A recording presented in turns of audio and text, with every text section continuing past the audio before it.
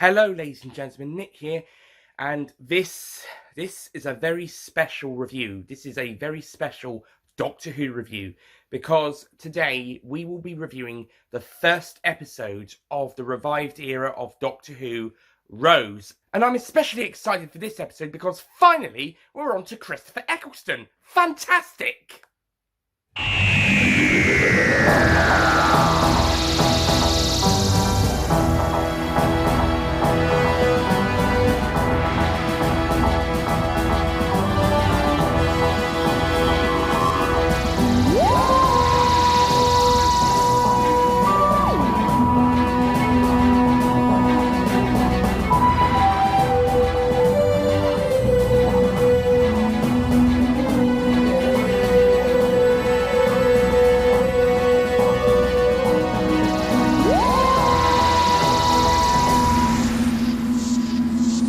Hello, ladies and gentlemen, Nick here, and welcome to my review of Doctor Who Series 1, or Season 27, Episode/Story 1, Rose.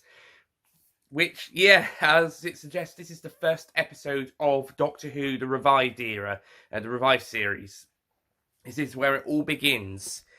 So, what's Rose like? Well, before I talk about the character, let's talk about the episode. The plot basically sees Rose Tyler, played by Billie Piper, going around doing her normal life, working, being with her boyfriend and her mum, and then she has to take some lottery money down to electrician. Why she has to go down, I don't know, but oh well. But anyway, she takes the lottery down to the guy and stumbles across an alien plot involving the Autons, although they are not named as Autons on screen, but they're pretty much Autons, and they're credited as Autons in the credits. And she's rescued by a mysterious stranger known only as the Doctor, played by Christopher Eccleston. And so throughout the story, the first half of the story, Rose has to goes investigating the Doctor as they bump into each other a few more times, and she starts investigating him. Then she gets caught up in his universe, basically, and helps him defeat the Nestine consciousness after it attempts to invade planet Earth. And then at the end decides to go travelling with him, although a pretty cruel rejection to Mickey, her boyfriend, at the very end. Ouch.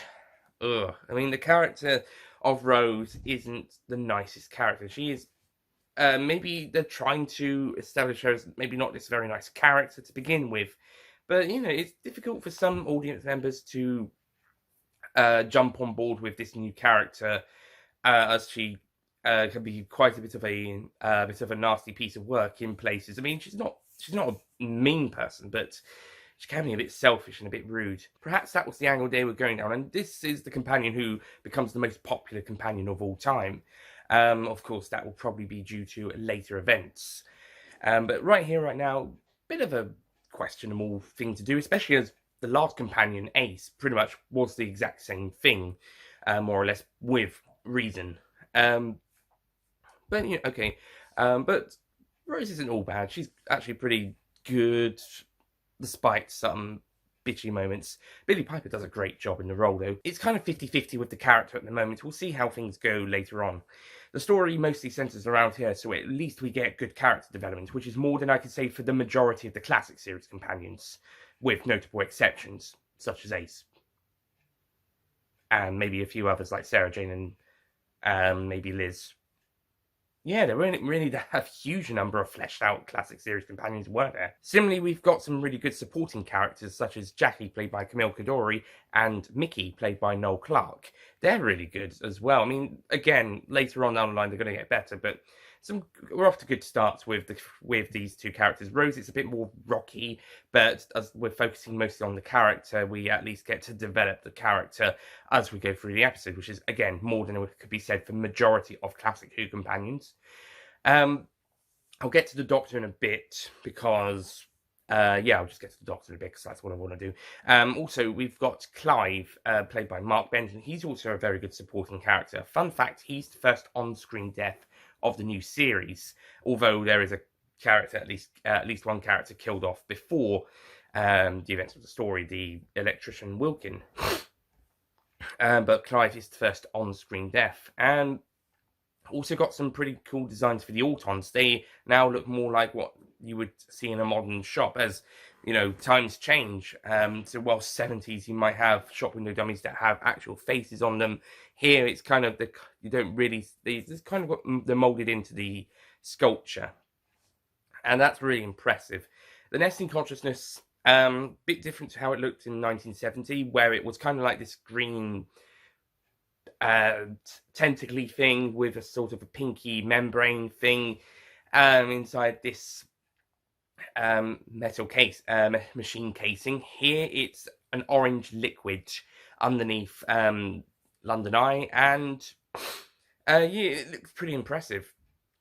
I mean, maybe classic fans aren't going to be happy about its presentation here because they prefer the old one, but it looks a bit more impressive, and the CG is really well done. The visual effects of the new series are brilliant. I mean, maybe by 2019 standards, they're a little out of date, but they still look spectacular, especially compared to some of the older effects. Not that I'm going to bash the classic series for its effects, because the effects of the time is similar to Rose's at the time of when that was made, and how it compares to 2019. 2019's effects are very different to 2005's, and 2005's were very different to 1989's, and so forth.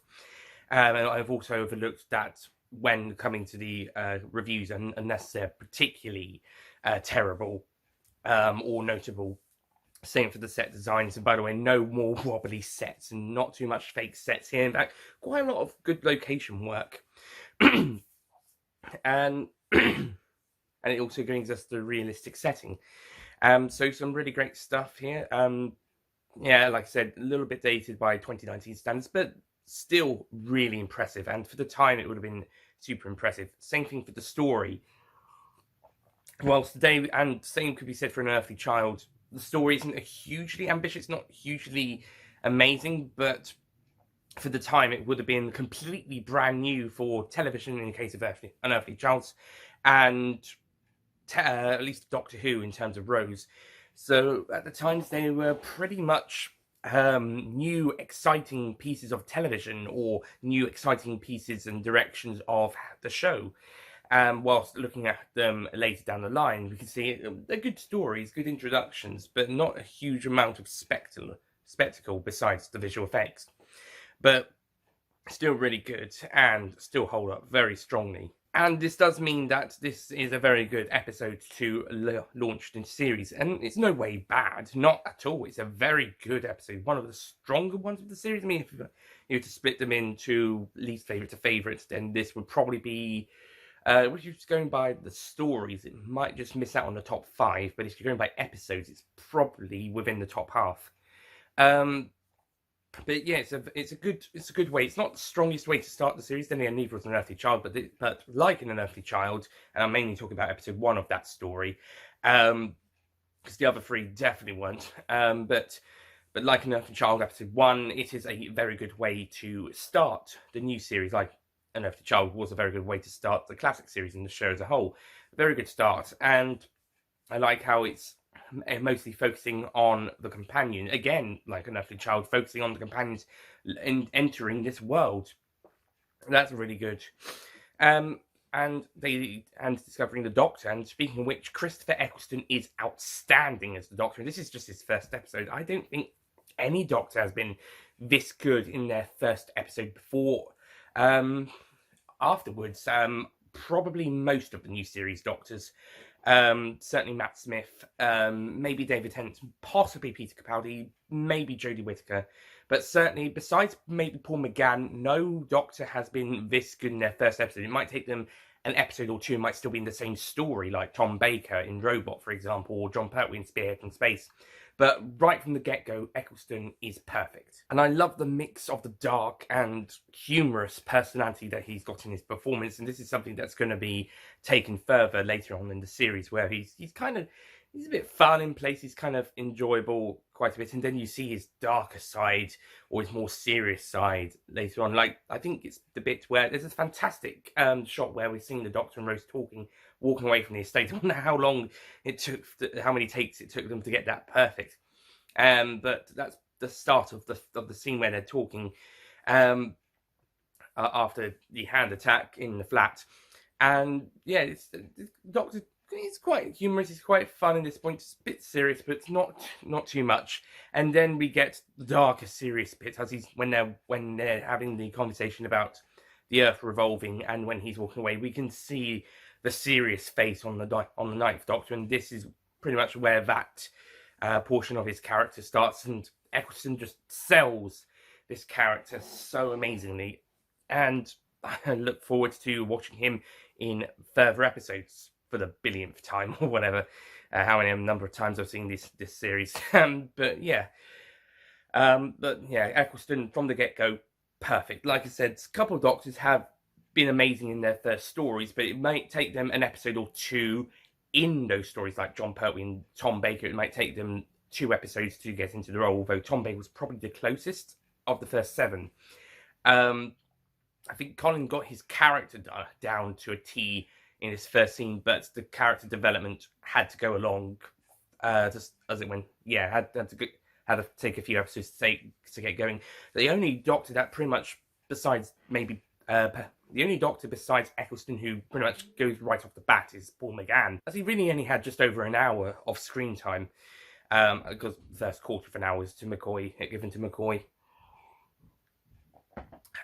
So yeah, besides Paul McGann, I think Pertwee and Tom Baker, have come the closest. Then maybe Colin Baker, to getting their performances down to a T within the first couple of episodes. Charlton did as well, pretty well. But Eccleston, just off the bat, perfect, just absolutely perfect, and he's pretty much the most perfect introductory start to a Doctor. And I also like the reference to the regeneration with the ears. I can do them worse, and look at my ears. That's a reference to the regeneration. Something that we don't see on screen, and something that's gonna sort of be seen a little bit later on. And yeah, it just works really well, and just some really great stuff. And I love the modern day setting, and I think it works to establish these characters really well. And the music is also amazing. Murray Gold's first episode of it's going to be 12 years of Murray Gold. This is the first episode in a 12-year run of Murray Gold scores. And yeah, we'll get more ups. And whilst we'll get lots of ups and downs later down the line, especially in this first series, in the former case, he's off to a great start, despite the music being a bit too loud in places, such as when they're in the lift, just after they've gotten out the lift. When they first met, but minor complaints. But I think Murray could have turned the music down. I know this is something that's going to happen in series 1, 2, and maybe 3 and 4. He's going to have some pretty loud music, but I think he reels it in a bit more later on down the line. So on the whole, Rose is a very good reintroduction to the show. It's a very good introduction to the revived era of the show. It's a very good introduction to the Ninth Doctor, Rose, and supporting characters. Like I said, I think Rose's character could be a little bit better, but I think that's going to progress over the series, perhaps. The rest, I think, is pretty well handled and looks really nice, and it's a great way to introduce the new series, the show, to younger audiences at the time. So I'm going to be giving Rose a 8 out of 10.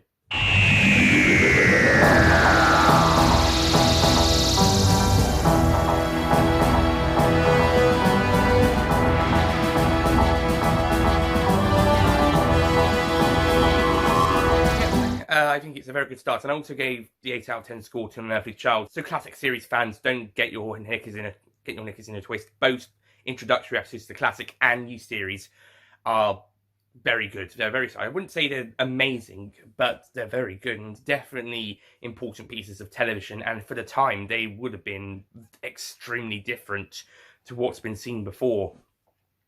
So yeah. Also, that's An Unearthly Child episode 1 and the story as a whole, although episodes 2, 3, and 4 are definitely lower. Anyway, that's it from me. Thank you for watching. I'll see you guys next time for episode 2, The End of the World.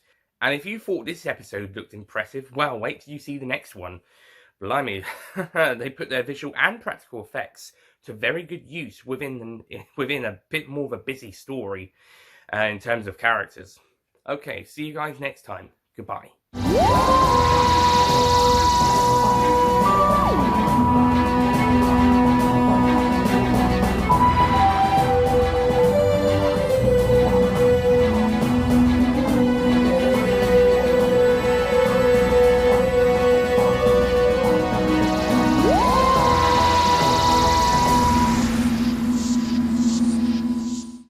forget to click below to subscribe to the official Nicholas Payne Retro YouTube channel.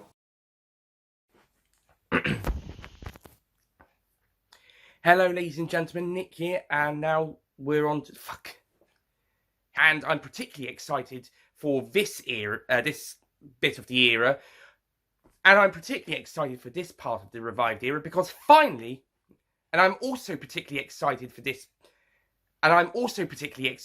episode because finally we're on to Christopher Eccleston. Fantastic! And I'm especially excited for this review. Yeah, we'll have that as its own bit.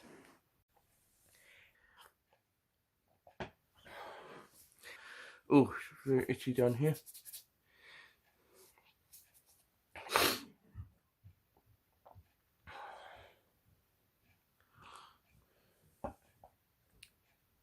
Perhaps the ang.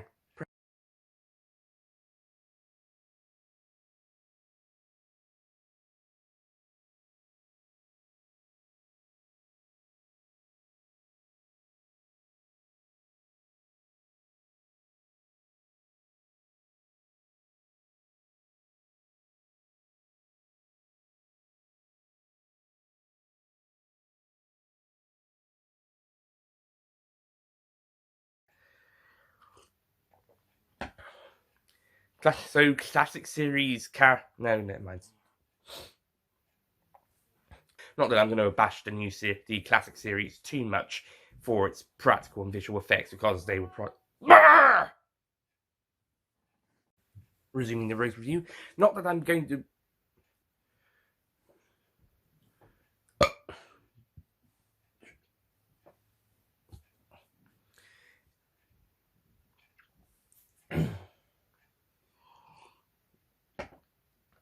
As he only really had an hour to 7, as he pretty much only had 60 to 65, maybe 70 minutes to work with. But no, so classic series fans don't get whiny, because I had talked about that and Rose not having the most amazing. So classic series Rose is just a single episode. But yeah, anyway, that's it from me. Thank you for, and yeah, things are gonna get a bit.